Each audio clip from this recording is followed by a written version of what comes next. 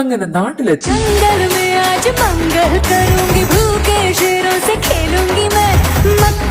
അപ്പൊ ഇതാണ് നമ്മുടെ കഥയിലെ ഹീറോ അൻവർ. അൻവർ ജോലി ചെയ്യുന്നതും സെറ്റിൽ ആയതൊക്കെ ലണ്ടനിലാണ്. അവിടെ ഇരുന്ന് അവനെ ഇങ്ങോട്ടേക്ക് കൊണ്ടുവന്ന് ഒരു പെണ്ണ് കെട്ടിക്കാനുള്ള തന്ത്രപ്പാടിലാണ് അവന്റെ ഉമ്മയും ഉപ്പിയും. എടാ അൻവറെ, നീയാള് ചുള്ളനായല്ലോടാ. എന്തൊക്കെയാണ് മോനെ വിശേഷം?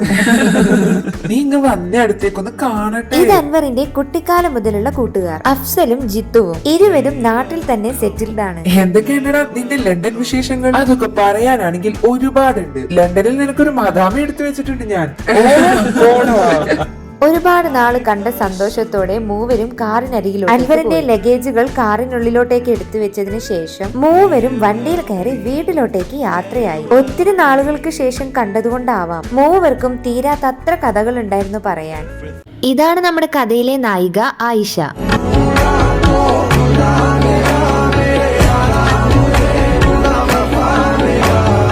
നാട്ടിലെ കോളേജിലെ PG സെക്കൻഡ് ഇയർ വിദ്യാർത്ഥിനിയാണ് ആയിഷ. കാണാൻ അതീവ സുന്ദരിയായിരുന്നു ആയിഷ. അതുപോലെ തന്നെ പഠിക്കാനായിട്ട് ഒരുപാട് മിടുക്കിയുമായിരുന്നു അവൾ.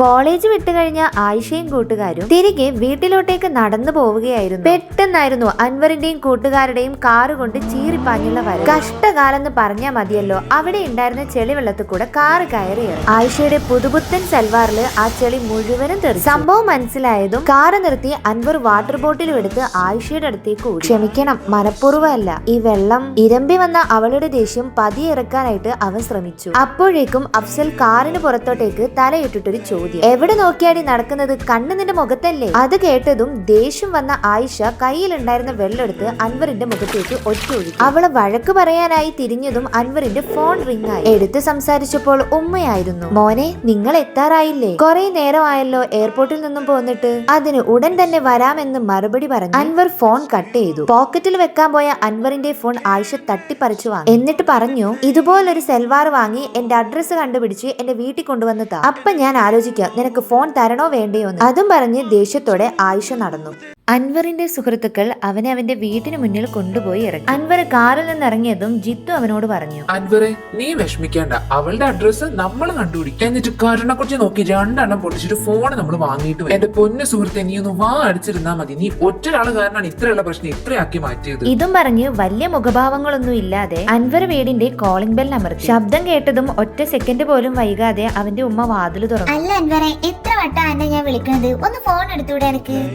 അതൊന്നും പറയണ്ട ഉമ്മ, വരുന്ന വഴിക്ക് ഫോണൊന്ന് കളഞ്ഞു. പകച്ചുപോയ ഉമ്മയുടെ കവിളത്തൊന്ന് നുള്ളിയിട്ട് അൻവർ പറഞ്ഞു, പേടിക്കൊന്നും വേണ്ട, അതൊരു പെൺകുട്ടിയുടെ കയ്യിലാണ് കിട്ടിയിട്ടുള്ളത്. ഞാൻ നാളെയോ മറ്റന്നാളോ പോയി വാങ്ങിച്ചോളാം. നാളെ പറ്റില്ല, നാളെ വേറൊരിടം വരെ പോകാനുണ്ട്. അതെടുക്കാം, അത് സർപ്രൈസ്.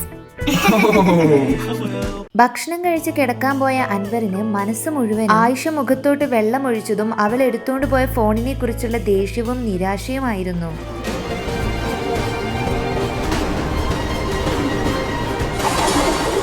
നെക്സ്റ്റ് ടൈം കാണുമ്പോ നല്ല 2 എണ്ണം പറയണം അവളോട്. പറ്റിയ അഫ്സൽ പറഞ്ഞ പോലെ 2 എണ്ണം പൊട്ടിക്കേ വേണം. ഇതൊക്കെ ഓർത്ത് കിടന്നതുകൊണ്ടാവാം രാത്രി ഉറക്കത്തിലും ആയിഷ വെള്ളക്കുപ്പിയായിട്ട് വന്നു. സ്വപ്നായിരുന്നു അത്. ഈ മോദേവി ഉറക്കത്തിന്റെ ഒരു സ്വൈര്യം തരൂലല്ലോ.